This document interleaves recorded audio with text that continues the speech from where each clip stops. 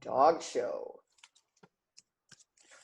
Every year in May, the town of Bonesport put on a dog show. The mayor and police chief and fire chief were the judges. There were classes for all kinds of dogs. Dogs in costumes, dogs who did tricks, and dogs who couldn't stand still. When Harvey heard about the dog show, he was very excited. Fred was not. Harvey planned for months. Fred hoped the day would never come. One day, Harvey came home from the store with a great big bag. "Fred," said Harvey, "I'm making our costumes. I'll play the lion and you'll play the tamer. Won't that surprise them?" Fred pushed his dog bowl around the kitchen floor, but Harvey didn't get the hint. He was too busy cutting and sewing. The day of the dog show, Harvey got up early. He and Fred tried on their costumes. Fred thought Harvey looked silly in his lion costume, but Fred loved Harvey. He didn't want to hurt his feelings. Harvey combed Fred's hair and cleaned his ears. He tried to brush Fred's teeth, but Fred clamped his jaws together. No matter how much Fred loved Harvey, he didn't let anybody brush his teeth. Harvey gave Fred a big breakfast with an extra liver treat. Harvey practiced his roaring. Fred thought he sounded pretty silly, but he barked now and then just to make Harvey feel good. The whole town turned out for the dog show. The police chief blew his whistle. Dogs can be entered in as many classes as they wish. The mayor called for all the black dogs to come into the ring.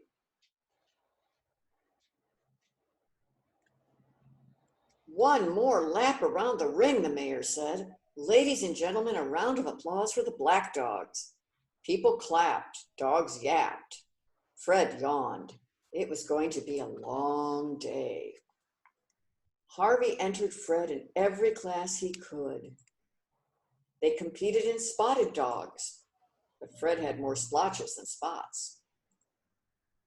They entered the class for dogs who stand very still, but Fred got a terrible itch on his back leg just as the judges were looking at him.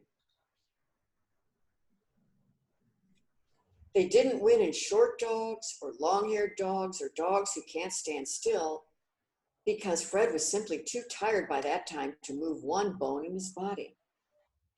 "Wait till they see our lion show," Harvey whispered to Fred. "We're bound to win first place in that one." Finally, Dogs in Costumes was announced. Harvey bounded into the ring. He roared.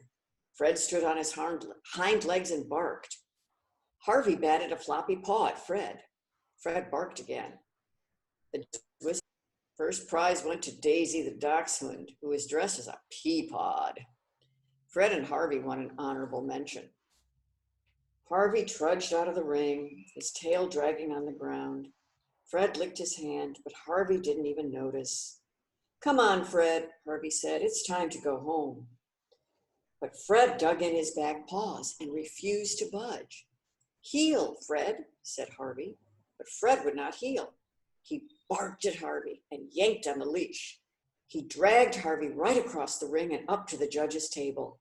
There he stood, his head held high. The judges whispered together. Finally, the mayor put up her hand for silence. "Ladies and gentlemen, in the last competition of the day, dogs who look like their owners, first prize goes to Fred, the Basset Hound, and his look-alike owner, Harvey. Let's give them a big hand." The crowd whooped and cheered and stomped their feet. With his chin lifted and his ears flapping, Fred led Harvey around the ring. The judges pinned one blue ribbon on Harvey's chest and another on Fred's collar. Harvey beamed. Fred barked. The crowd clapped. Flags flapped. Puppies yapped. And now Fred said to himself, "It's time to go home." The end.